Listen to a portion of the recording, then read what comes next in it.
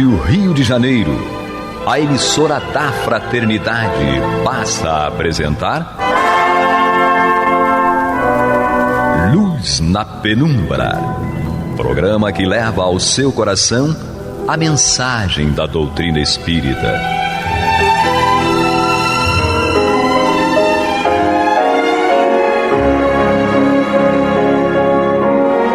E com vocês, Aloísio Guigino, para o estudo da obra O que é o Espiritismo, de Allan Kardec.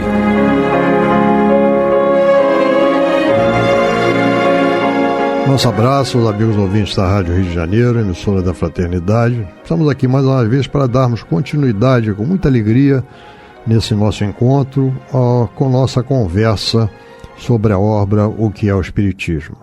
Nós estamos no capítulo 1, Pequena Conferência Espírita, e nós estamos no segundo diálogo, aquele diálogo com o cético, aquele que busca colocar as suas dúvidas, está aberto a refletir a respeito das respostas que obtém, que é a nossa atitude, que deve ser a nossa atitude normalmente quando nós buscamos compreender a nossa doutrina e colocarmos as nossas dúvidas, o nosso não entendimento de determinadas propostas que nos são apresentadas pela doutrina.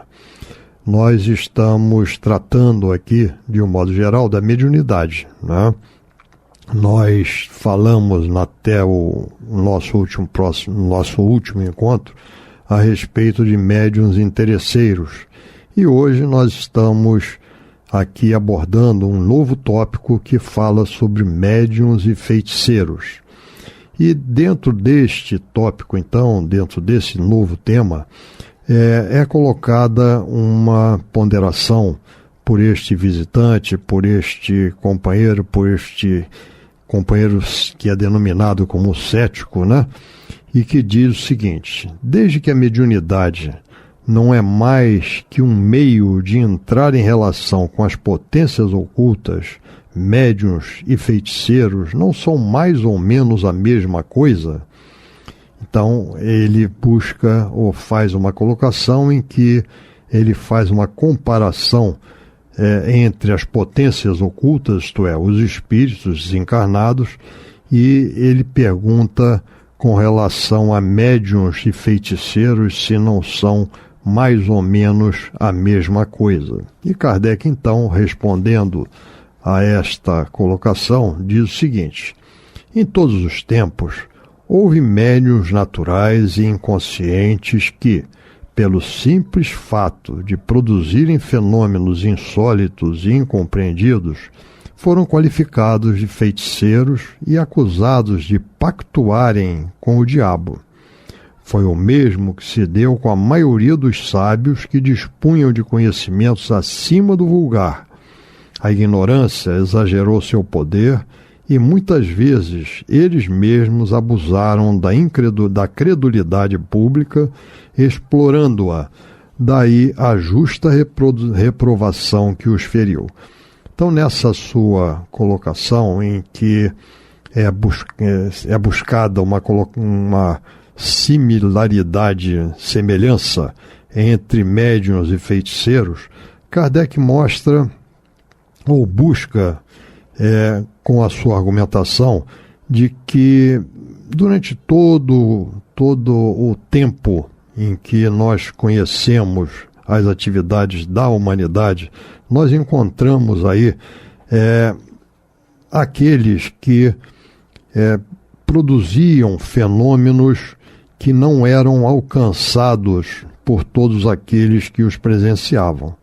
E eles foram, então, nas suas determinadas ocasiões, qualificados de feiticeiros e acusados de pactuarem com o diabo. Então, tudo aquilo que não era de domínio das pessoas eram fenômenos insólitos que não eram compreendidos, e aqueles que o provocavam eram acusados de feiticeiros, de bruxas, etc. E nós temos dentro da nossa história fatos que são narrados, certo, de pessoas que sofreram consequências por serem dotados de características, de possibilidades que extrapolavam o conhecimento do homem, inclusive até mesmo com aqueles que colocavam seus conhecimentos acima do alcance dessas pessoas, e que essas pessoas, essa ignorância, como diz Kardec,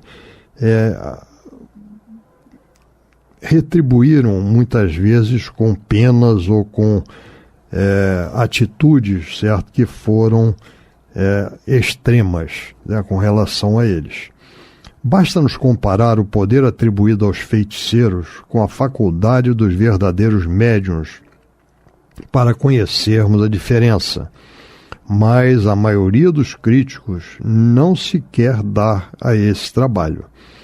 Então Kardec busca aqui mostrar que o poder atribuído aos feiticeiros não é a mesma coisa do que a faculdade dos verdadeiros médiuns, porque um provoca alguma coisa pela sua vontade e pelo seu conhecimento. O outro, ele é um intermediário do plano espiritual. Então são duas coisas bem diferentes. Longe de fazer reviver a feitiçaria, o espiritismo a aniquila, despojando-a do seu pretenso poder sobrenatural, de suas fórmulas, mas convencendo-nos que amuletos e talismãs reduzem o justo valor dos fenômenos possíveis sem sair das leis naturais. Na realidade, a mediunidade ela diz respeito às leis naturais e não àqueles que buscam, através do seu pretenso poder sobrenatural, de suas fórmulas, fazer com que fenômenos ocorram e que sobreponham-se ou contrariem muitas vezes aquilo que é conhecido como as leis naturais. A semelhança que certas pessoas pretendem estabelecer provém do erro em que estão julgando que os espíritos estão às ordens dos méritos. Nós já falamos sobre isso no último tópico, né, dos médiuns interesseiros. Os espíritos não estão submetidos à vontade dos médiuns. Repugna a sua razão crer que um indivíduo qualquer possa, à vontade, fazer comparecer o espírito de tal ou tal personagem, mais ou menos ilustre. Nós também já frisamos isto quando nós lembramos que o telefone toca de lá para cá e não nós convocando um determinado espírito que ele tenha que comparecer. Nisto, eles estão perfeitamente com a vontade, com a verdade. E se antes de apedrejarem o espiritismo, se tivessem dado ao trabalho de estudá-lo, veriam que ele diz positivamente que os espíritos não estão sujeitos aos caprichos de ninguém, que ninguém pode, à vontade, constrangê-los a responder ao seu chamado, do que se conclui que os médiuns não são feiticeiros. Então, na realidade, aqui existe uma diferença do sentido dos fenômenos que são promovidos. Os feiticeiros, eles, pela sua vontade, promovem determinados eventos, determinados fenômenos que, pelo seu conhecimento, são realizados e pela sua vontade. Os médiuns, na realidade, eles se colocam à disposição da espiritualidade para que, pela vontade dos espíritos, nós possamos ter, então, comunicações e fenômenos que venham a ocorrer. Num deles, o sentido é do encarnado para o fenômeno e o outro é do desencarnado para que ocorra o fenômeno. Continuando nesse tópico, é feita a seguinte pergunta. Neste caso, todos os efeitos que certos médiuns acreditados obtêm à vontade e em público não são, ao nosso ver, senão charlatanice? Então aqui essa pergunta ela levanta a possibilidade de que os médiuns acreditados que obtêm à vontade e em público fenômenos seriam todos charlatães? E Kardec responde da seguinte forma: não o digo em absoluto. Tais fenômenos não são impossíveis, porque há espíritos de baixa categoria que se podem prestar à sua produção e que se divertem, talvez por já terem sido prestidigitadores na vida terrena.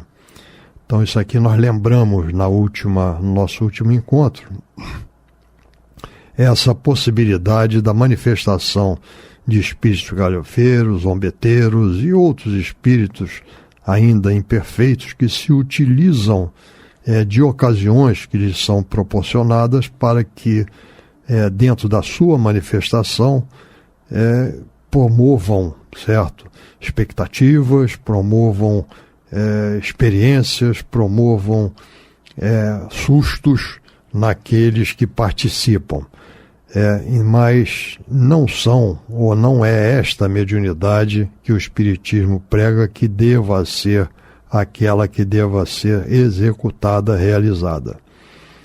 Também há médiuns especialmente próprios para esse gênero de manifestações. Porém, o vulgar bom senso repele a ideia de virem os espíritos, por menos elevados que sejam, representar palhaçadas e fazer escamoteações para o divertimento dos curiosos. A obtenção desses fenômenos à vontade, e sobretudo em público, é sempre suspeita. Nesse caso, a mediunidade e a prestidigitação se tocam tão de perto que é difícil muitas vezes distingui-las. Antes de vermos nisso a ação dos espíritos, devemos observar minuciosamente e ter em conta que o caráter e os antecedentes do médium, quer um grande número de circunstâncias, quer só o estudo da teoria dos fenômenos espíritos nos pode fazer apreciar. Então, quando nós nos vemos diante de fenômenos que ocorrem em determinados lugares por determinados médiuns, nós devemos, antes de tudo, antes de abraçarmos aquele fenômeno como sendo uma expressão da verdade, nós devemos também termos uma observação, como diz Kardec, minuciosa a respeito do caráter e dos antecedentes do médium, porque nós sabemos que uma boa árvore dá bons frutos, mas que uma árvore ruim não irá dar bons frutos.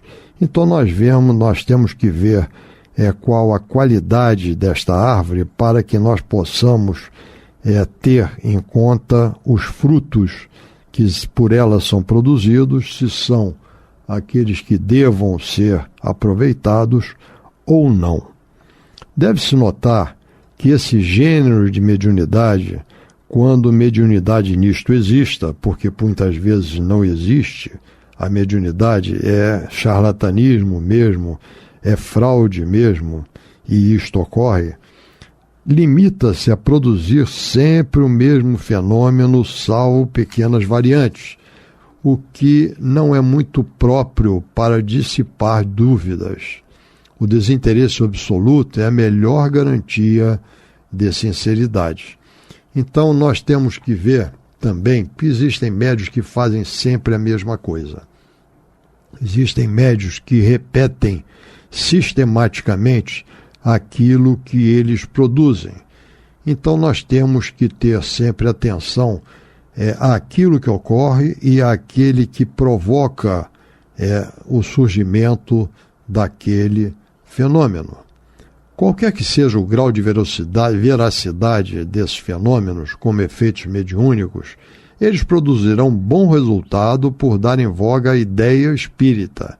A controvérsia que se estabelece a respeito provoca em muitas pessoas um estudo mais aprofundado. Não é certamente aí que se deve ir beber instruções sérias sobre o espiritismo, nem sobre a filosofia da doutrina, porém é um meio de chamar a atenção dos indiferentes e obrigar os recalcitrantes a falarem dele. Então nós temos que ver que muitas coisas que ocorrem dentro dos fenômenos que a mediunidade nos traz, elas têm uma característica ou têm uma proposta, muitas vezes não do seu conteúdo propriamente dita, mas que pelo efeito que chama atenção, certo? No fenômeno que chama atenção, é despertar em alguns de nós uma necessidade de melhor conhecermos aquilo que está ocorrendo.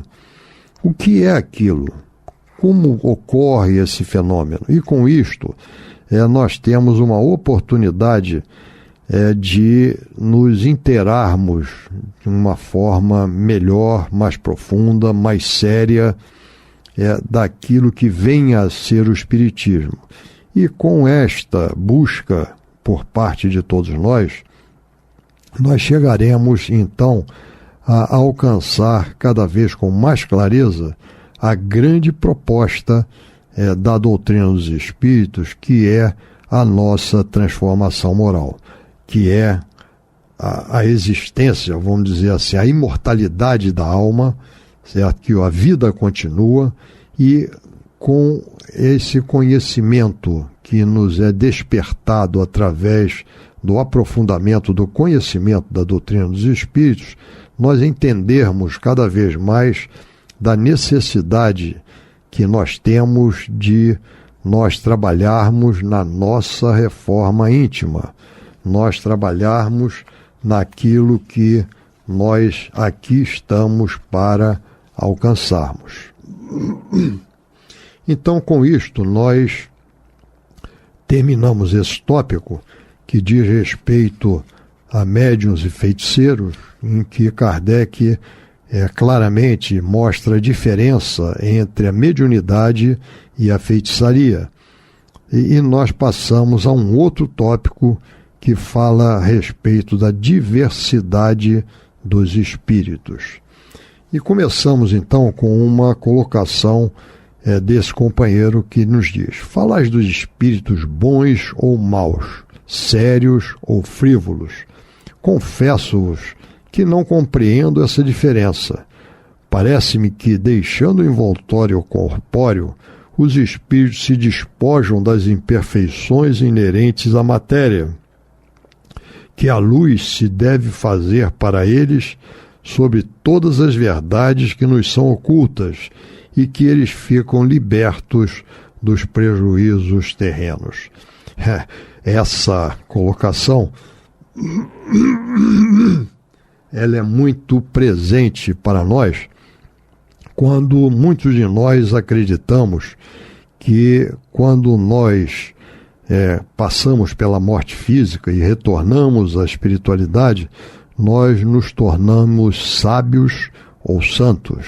Isto é, nós nos livramos, conforme o nosso companheiro coloca aqui, nós nos livramos das nossas imperfeições, nós passamos a compreender a criação divina, nós passamos a entender e alcançar todas as verdades, independente do nosso estágio evolutivo. E nós sabemos que não é bem assim, e Kardec, sobre isso, então, desenvolve a ideia da seguinte forma: sem dúvida, eles ficam livres das imperfeições físicas, isto é, das dores e enfermidades corporais. Porém, as imperfeições morais são do espírito e não do corpo. Entre eles, há alguns que são mais ou menos adiantados moral e intelectualmente.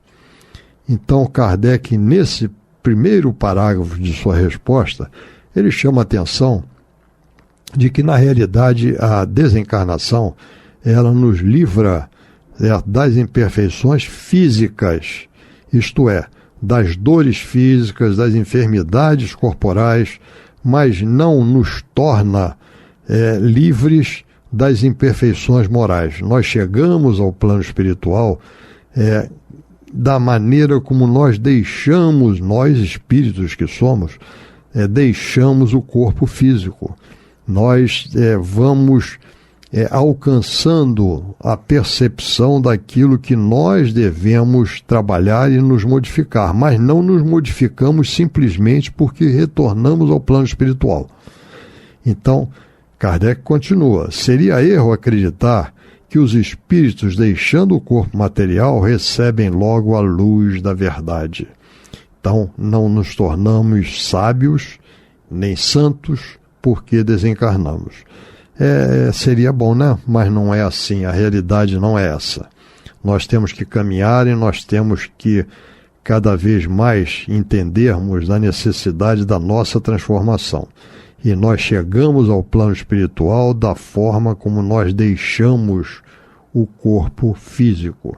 E ali existe, como diz o título desse tópico que nós estamos tratando, a diversidade dos espíritos, porque cada um de nós, como individualidade que somos, nós estamos diferentes, caminhando para a mesma destinação, mas em momentos diferentes da nossa existência. Então, Kardec continua dentro da sua ponderação. É possível admitir que quando morrerdes não haja distinção alguma entre o vosso espírito e de um selvagem?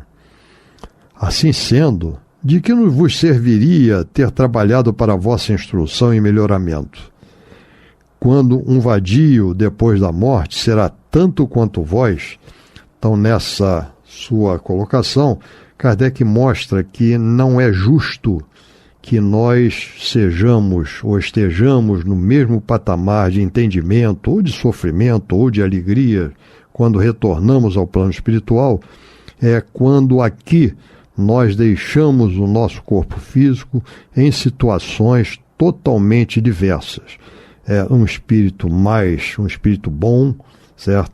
Com aquele espírito que ainda se apresenta como um selvagem, aquele que trabalhou durante a sua vida pela sua instrução e melhoramento, e aquele que durante a sua existência foi um vadio. Nós vemos isso na própria vida física, né? Quando nós achamos que é injusto aquele que promove o bem, aquele que trabalha no bem, aquele que promove o bem, ser julgado de uma forma igual àquele que faz justamente o contrário disto aí. O progresso dos espíritos, diz Kardec, faz-se gradualmente e algumas vezes com muita lentidão. Entre eles, alguns há que, por seu grau de aperfeiçoamento, veem as coisas sob um ponto de vista mais justo do que quando estavam encarnados. Outros, pelo contrário, conservam ainda as mesmas paixões, os mesmos preconceitos e erros, até que o tempo e novas provas os venham esclarecer. Notai bem o que digo é fruto da experiência colhida no que eles nos dizem em suas comunicações. É, pois, um princípio elementar do Espiritismo que existem espíritos de todos os graus de inteligência e moralidade. E nós vemos isso quando, dos depoimentos que nós encontramos na segunda parte do livro Céu e Inferno, quando nós temos 8 capítulos onde são descortinados ali depoimentos, vários depoimentos de espíritos em várias situações, como deixaram o corpo físico. E nessas situações, eles estão no plano espiritual em momentos de mais alegria, momentos de mais sofrimento, momentos em que são todas consequências daquilo que eles realizaram durante a sua vida física. Isso nos chama a atenção, meus amigos, para que nós tenhamos, pela nossa compreensão, uma percepção da importância da nossa vida física como aquela em que nós estamos conscientemente trabalhando por nós, em nós, para que voltemos ao plano espiritual numa situação melhor do que aquela que nós deixamos quando reencarnamos para aprendermos e principalmente para colocarmos em prática aquilo que aprendemos. Então, com isto, nós vemos que existe uma diversidade muito grande de espíritos e que nós devemos, conscientes da nossa situação e da nossa oportunidade de melhorarmos, trabalharmos com grande firmeza e com vontade no nosso aperfeiçoamento. Vamos ao trabalho e nos despedimos hoje dessa nossa conversa, marcando já um próximo encontro na próxima semana, se Deus quiser e Ele há de querer. Muita paz para todos. Você está ouvindo o programa Luz na Penumbra.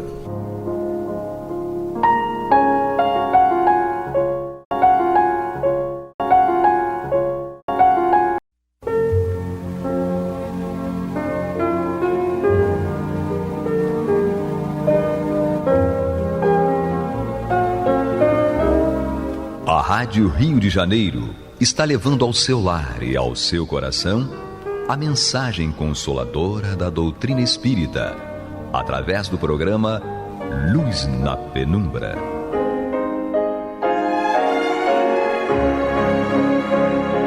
E agora com vocês, César Augusto Lourenço Filho, para comentar os textos da Revista Espírita de Allan Kardec no período de 1858 e 1869. Boa noite, queridos amigos. Aqui estamos novamente e nos alegramos por estarmos juntos outra vez, continuando o nosso estudo pelas páginas da Revista Espírita. No programa anterior, nós encerramos o estudo da matéria de título O Espiritismo é uma ciência positiva, publicada por Kardec no exemplar de novembro de 1864 da Revista Espírita. No programa de hoje, nós vamos estudar a matéria de título Aos Nossos Correspondentes, inserida por Kardec no exemplar de janeiro de 1867 da Revista Espírita. Vamos então a ela. Para a maioria dos nossos correspondentes da França e do estrangeiro, a época de renovação das assinaturas, em 1º de janeiro, é, como todos os anos, ocasião para nos darem novos testemunhos de simpatia que nos tocam profundamente. Na impossibilidade material em que estamos de responder a todos, pedimos-lhe recebam aqui a expressão de nossos sinceros agradecimentos e da reciprocidade de nossos votos. Ficais certos de que não esquecemos em nossas preces nenhum daqueles encarnados ou desencarnados que a nós se recomendam.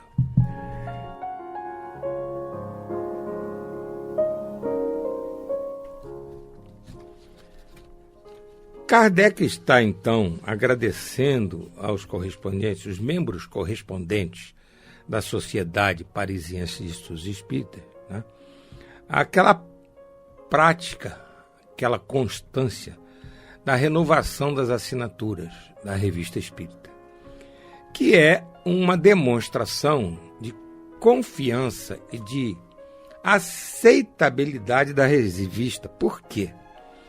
Porque em 1º de janeiro de 1867, a revista já estava sendo publicada mensalmente e ininterruptamente durante 9 anos.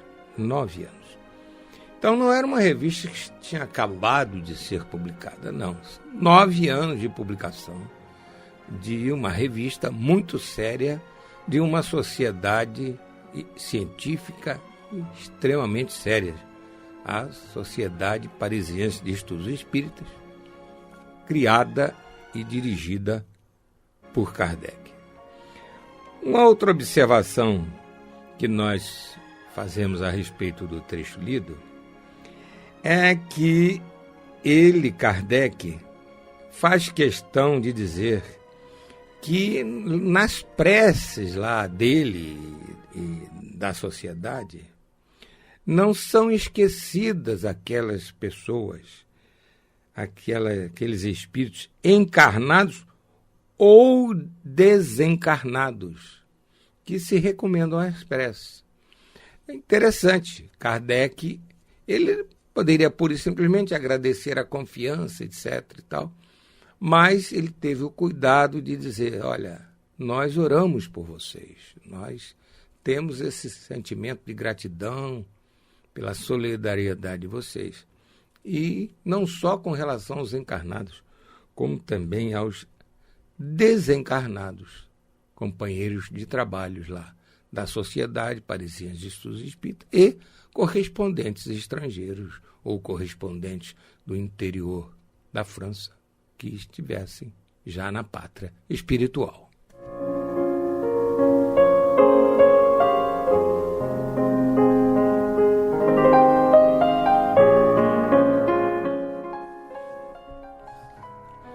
Continua Kardec pelas páginas da Revista Espírita de janeiro de 1867, na matéria Aos Nossos Correspondentes. Os testemunhos que houveram por bem nos dar são para nós poderoso encorajamento e suaves compensações que facilmente nos fazem esquecer as penas e fadigas do caminho. E como não as esqueceríamos quando vemos a doutrina crescer incessantemente, superar todos os obstáculos e cada dia nos trazer novas provas dos benefícios que se espalha. Agradecemos a Deus o insigne favor que nos consegue de testemunhar seus primeiros sucessos e entrever o seu futuro. Nós lhe pedimos que nos dê as forças físicas e morais necessárias para realizar o que nos resta fazer antes de voltar ao mundo dos espíritos.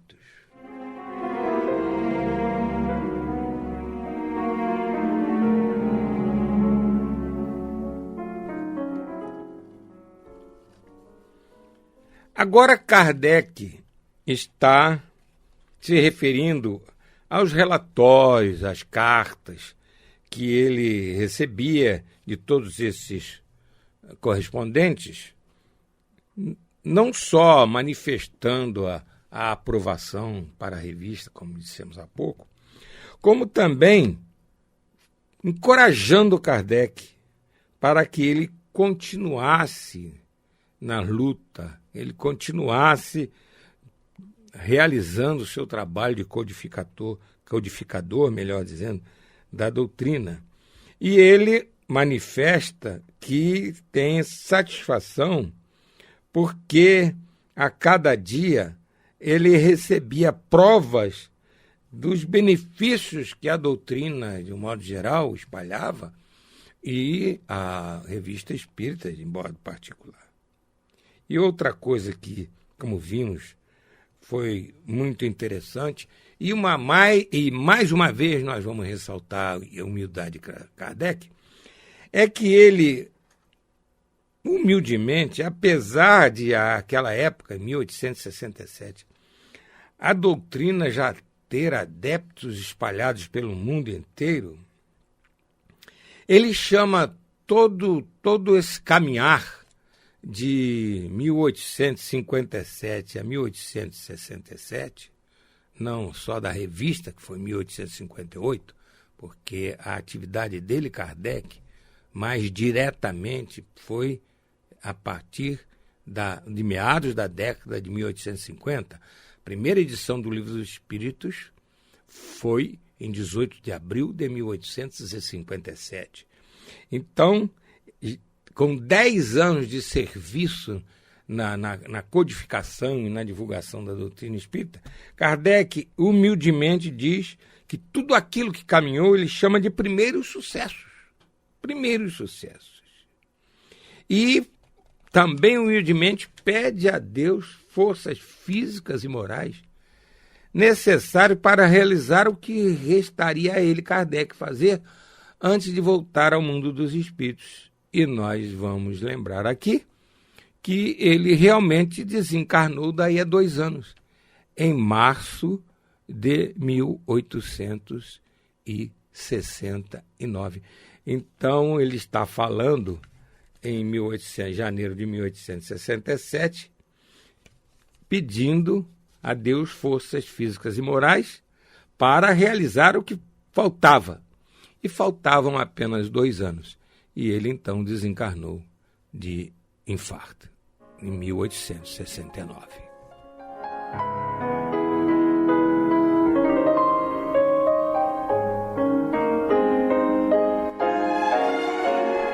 Sigamos pelas páginas da Revista Espírita de janeiro de 1867, na matéria aos nossos correspondentes. É Kardec falando. Aos que têm a bondade de fazer votos pelo prolongamento de nossa permanência na Terra, no interesse do Espiritismo, diremos que ninguém é indispensável para a execução dos desígnios de Deus. O que fizemos, outros o poderiam ter feito, e o que não pudermos fazer, outros o farão. Assim, quando lhe aprouver chamar-nos, ele saberá prover a continuação de sua obra.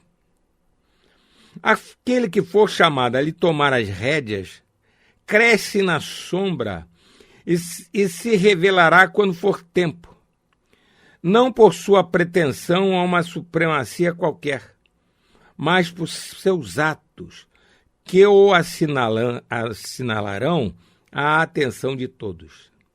Neste momento, ele próprio o ignora e é útil, por enquanto, que se mantenha à margem. O Cristo disse, aquele que se exaltar será rebaixado. É, pois, entre os humildes de coração que será escolhido, e não entre os que quiserem elevar-se por sua própria autoridade e contra a vontade de Deus. Esses apenas colherão vergonha e humilhação, porque os orgulhosos e os presunçosos serão confundidos. Que cada um traga a sua pedra ao edifício e se contente com o papel de simples obreiro. Deus, que lê no fundo dos corações, saberá dar a cada um o justo salário de seu trabalho. Você está ouvindo pela Rádio Rio de Janeiro o programa Luz na Penumbra, com estudo da Revista Espírita, na apresentação de César Augusto Lourenço Filho.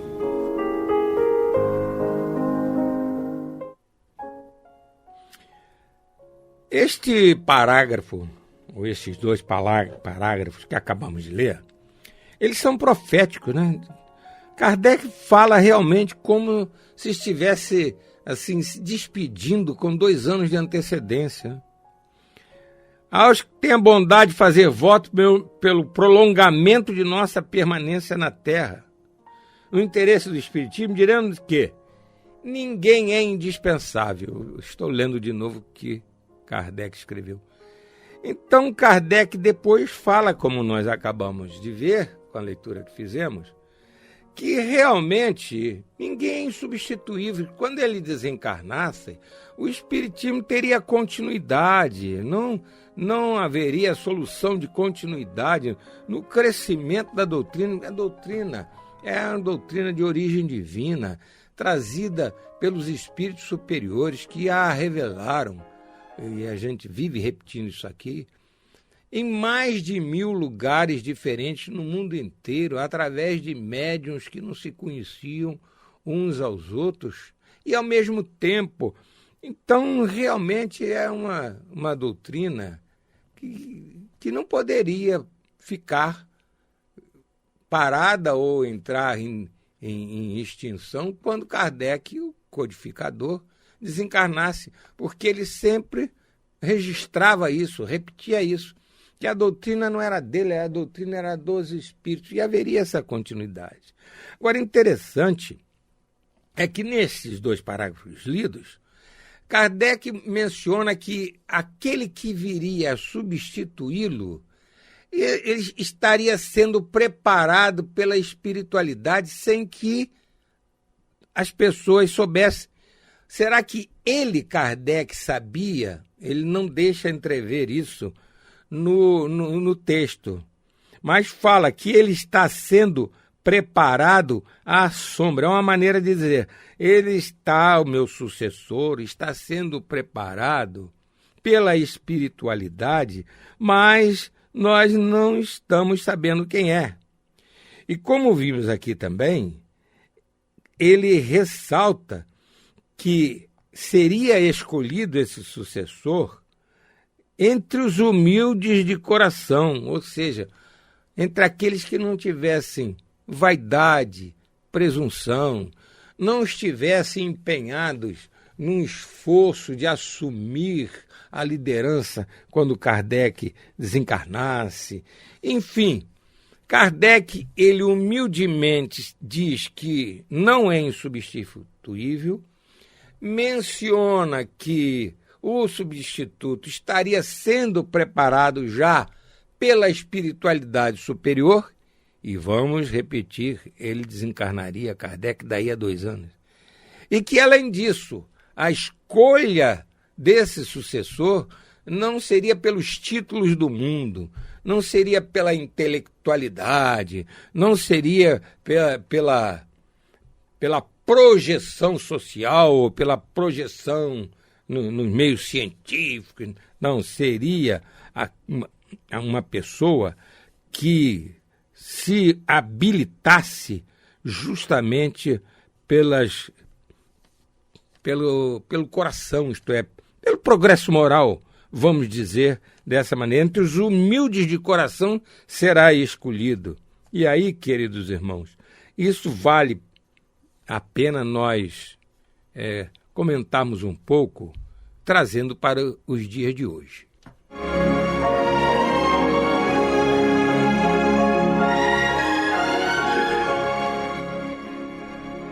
Nas hostes espíritas, nós precisamos estar sempre atentos a esse conselho de Kardec a respeito de quem deve liderar.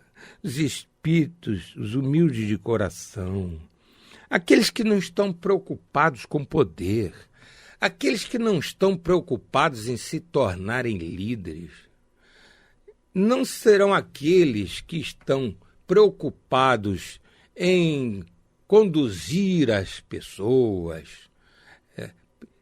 Será entre aqueles que realmente estiverem amando e servindo.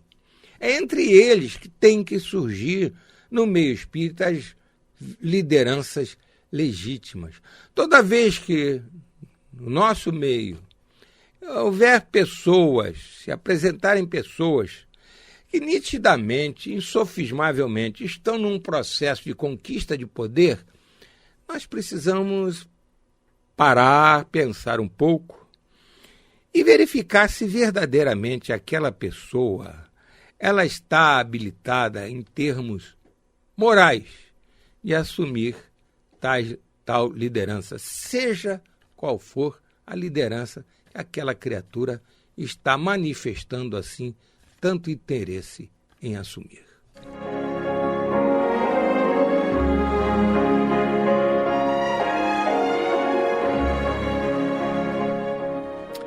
Vamos ler então como Kardec fecha a matéria aos nossos correspondentes, por ele publicada na Revista Espírita de janeiro de 1867.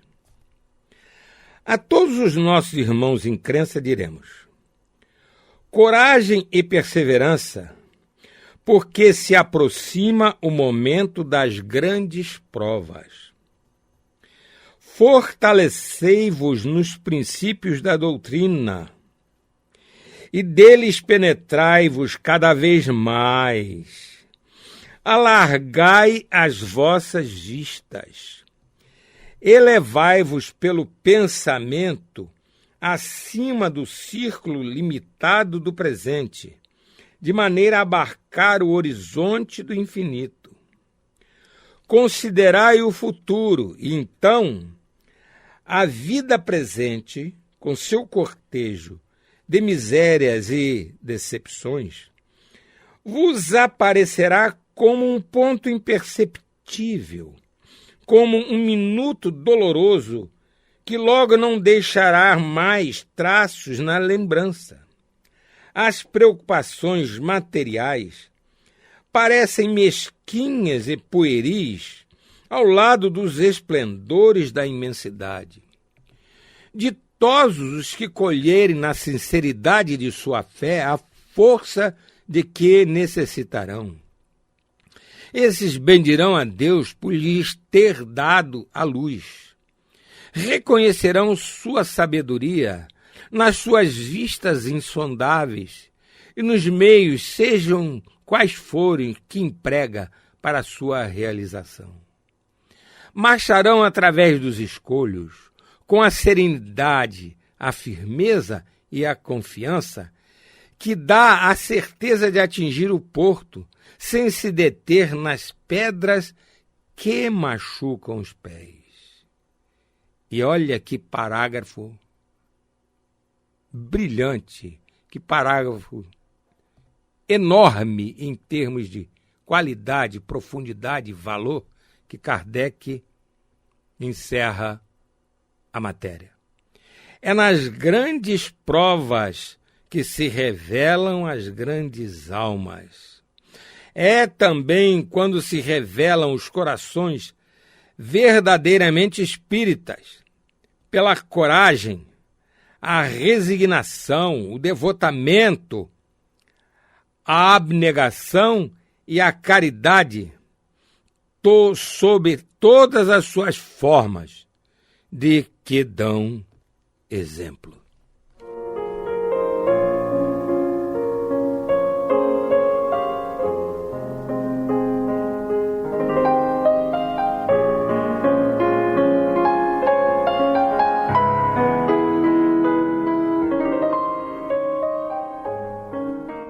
Queridos irmãos, este texto de Kardec, nós diríamos que é uma exortação eterna.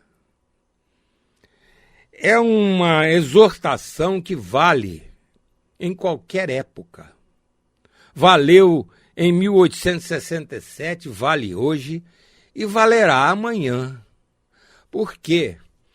Porque é uma forma perfeita, completa, de fazer com que nós espíritas tenhamos plena consciência da nossa responsabilidade.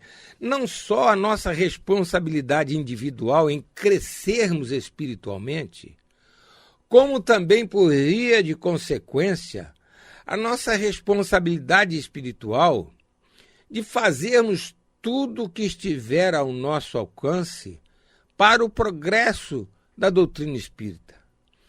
Não para que a doutrina espírita seja uma doutrina que vá tomar conta do mundo, não. Para que a doutrina espírita, através de tudo que nós pudermos divulgá-la, em especial através do nosso exemplo pessoal, ela cada vez mais ser capaz de sensibilizar as pessoas, cada vez mais as pessoas poderem beber nos ensinamentos da doutrina justamente esses esclarecimentos que tornam mais fácil de entender. Por exemplo, a moral do Cristo, tudo aquilo que o Cristo nos ensinou. E aí, queridos irmãos, nós estaremos dando a nossa pequena parcela de contribuição nesse serviço maior, que é justamente contribuirmos para o progresso da humanidade, fazendo a pequenina parte que nos compete.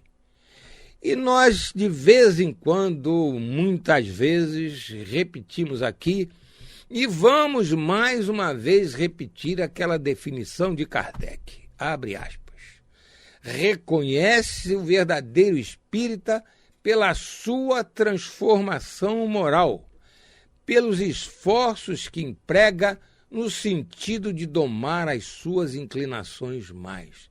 Se nós estivermos fazendo esse esforço sincero, honesto, com determinação, nós estaremos crescendo intelectual e moralmente. E, por via de consequência, nós estaremos, com a nossa vivência no bem, com a nossa exemplificação no amar e servir, nós estaremos sensibilizando pessoas a também fazerem isso, crescerem espiritualmente e crescerem moralmente.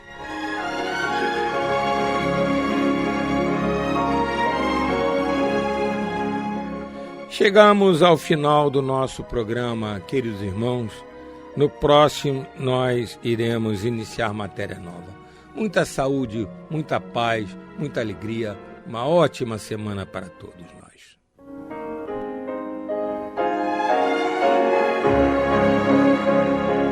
E vamos ouvir agora a prece de encerramento de nosso programa, na voz de Geraldo de Aquino. Jesus, dá-nos coragem para a luta, piedade para os insultos e misericórdia para as injustiças e ingratidões. Limpa nossa alma de inveja e ambições mesquinhas, de ódio e de vingança o nosso caminho. E que dentro em pouco, ao recolher-nos de novo ao calor do nosso leito, para que o sono nos dê a paz e o esquecimento das tristezas humanas, possamos sentir, Senhor, no mais íntimo de nosso ser, a doçura indefinível do Teu amor e a grandeza incomparável da Tua divina presença. Que assim seja.